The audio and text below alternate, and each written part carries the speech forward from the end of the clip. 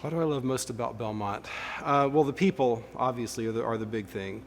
I think the things that still appeal to us that are the same things that were when we started coming here almost 30 years ago, the strong emphasis on both the Word and the Spirit were very important to us.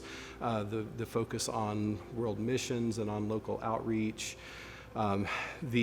Just the diversity of people that have been here, the diverse backgrounds, and I think it's just a kind of a microcosm of what the kingdom is supposed to look like.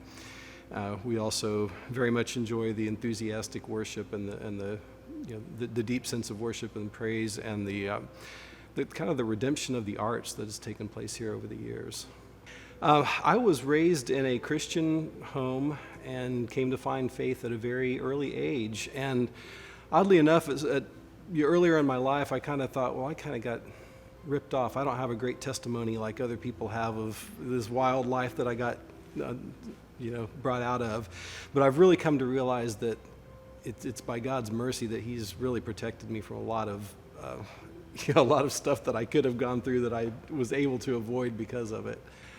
I have never been to Israel, and that's on my bucket list. I would love to go to Israel. If I had the means, I would actually love to travel the entire Mediterranean basin and see all of the places that we read about in the Bible and kind of trace the footsteps of the apostles and of Jesus and the fathers of the Old Testament and stuff. It would just be a wonderful trip for me.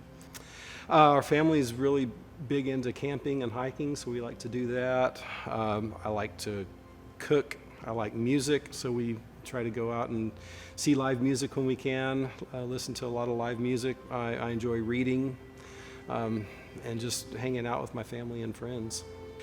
That's a tough one to answer because I think I tend to read a little bit more broadly than I do deep into particular authors. If I had to pick one, someone that I've really admired for a number of years, probably ever since college, C.S. Lewis was probably the most influential individual writer.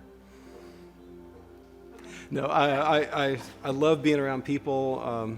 I love, hanging out, fellowship, and doing everything. But I also like to get away and just have some personal downtime and quiet time to think and meditate and read and so forth. So I think I need both.